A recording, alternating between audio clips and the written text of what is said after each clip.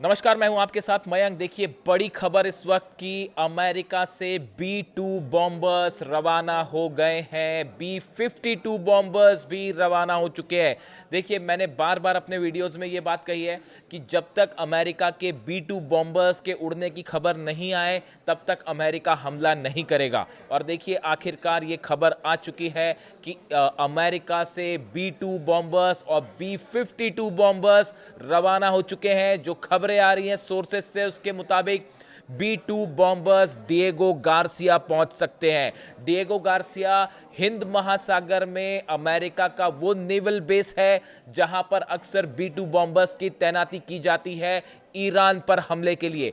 पिछली बार जब अमेरिका ने हमला किया था तो B-2 बॉम्बर्स ने अमेरिका से फ्लाई किया था, लेकिन देखिए, बार बार हमने आपको ये बात कही थी कि इस बार अगर अमेरिका हमला करेगा तो B-2 बॉम्बर्स शायद अमेरिका से फ्लाई ना करें, वो डिएगो गार्सिया से फ्लाई कर सकते हैं। और अब देखिए, यही खबरें आ रही हैं कि अमेरिका ने आदेश दे दिया है B-2 बॉम्बर्स को मिडिल ईस्ट भेजने के लिए। और संभवतः ऐसा बताया जा रहा है कि न सिर्फ अब्राहम लिंकन पर बल्कि डिएगो गार्सिया में B-2 बॉम्बर्स पहुंच रहे हैं। देखिए, अमेरिका की तरफ से जो खबरें आई अमेरिका से, उसके मुताबिक एक बड़ी बैठक हुई जिसमें अमेरिका के टॉप मिलिट्री कमांडर्स शामिल थे। उन्होंने डोनाल्ड ट्रंप को ब्रीफ किया कि ईरान पे हालात कैसे हैं और क्या हमला इस वक्त किया जाना चाहिए।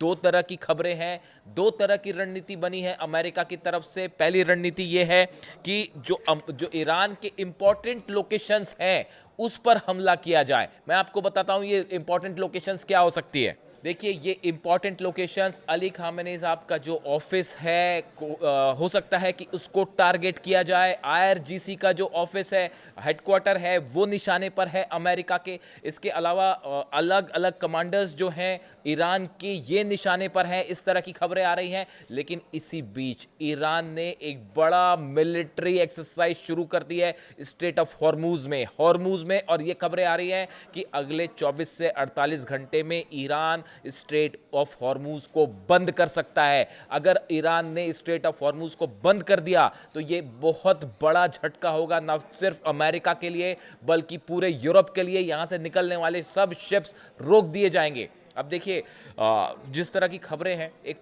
बार बार ये सवाल पूछे गए कि अब तक अमेरिका ने हमला क्यों नहीं किया। देखिए, एक बड़ी बैठक हुई है इजराइल में, और इजराइल में जो सेंटकॉम है उसके चीफ, अमेरिका का जो सेंट्रल विंग सब कुछ देखता है, मिडिल ईस्ट पर हमलों की पूरी प्लानिंग करता है, हमलों की रणनीति बनाता है, उसके जो चीफ है सेंटकॉम के चीफ एडमिरल ब्रैड कूपर, ये पहुंचे थे इजराइल। और इन्होंने IDF के जो चीफ ऑफ स्टाफ हैं इयाल जमीर, यानी इजराइल की सेना के जो चीफ हैं, उनसे मुलाकात की। और इस बैठक में कई सारी चीज़ें इसकी निकल के सामने आई हैं। और बताया ही जाता है कि इस बैठक में ही इजराइल के सेना के चीफ ने ये बात बताई, ये बात खुलासा किया कि हमें इस बात की कंफर्म जानकारी मिली है कि ईरान ने कई ठिकानों पर रूस से मिले S-400 anti missile defence system, anti aircraft systems deploy कर दिए हैं।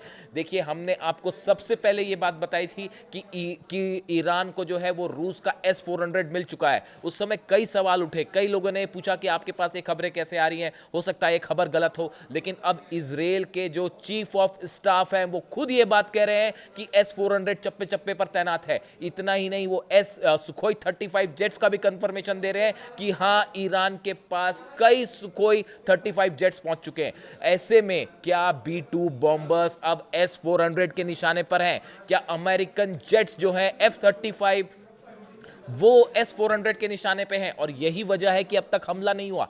देखिए, इतना बड़ा मिलिट्री बिल्डअप हुआ, कभी भी हमला कर सकता था अमेरिका, लेकिन अब तक अमेरिका ने हमला क्यों नहीं किया? इसकी क्या बड़ी वजह है? सबसे बड़ी वजह S-400 का डर। मैं बार बार इस बात को कह रहा हूं कि अगर अमेरिका का एक भी F-35 जेट डाउन होता है या B-2 बॉम्बर्स, देखिए B-2 बॉम्बर्स रडार पर कैच नहीं होते, लेकिन बड़ी खबर, रूस के जो सैटेलाइट्स हैं, चाइना के सैटेलाइट्स हैं, वो ट्रैक कर रहे हैं अमेरिका के B-2 बॉम्बर्स को, और यहां तक नजरें बनाए हुए हैं कि वो टेक ऑफ करें। ऐसी भी खबर है कि B-2 बॉम्बर टेक ऑफ करेगा हमले के ठीक पहले, उसके पहले ही ईरान अटैक कर सकता है। ईरान ने अपनी एंटीशिप मिसाइल्स लगा रखी हैं, S-400 तो तैनात है ही, इसके साथ ही फतेह 2 मिसाइल्स जो हैं वो अब्राहम लिंकन को टारगेट करके रेडी हैं। और B-2 बॉम्बर्स अगर फ्लाई करते हैं अब्राहम लिंकन से अगर टेक ऑफ करते हैं तो हो सकता है ईरान प्रीएम्प्टिव स्ट्राइक कर दे।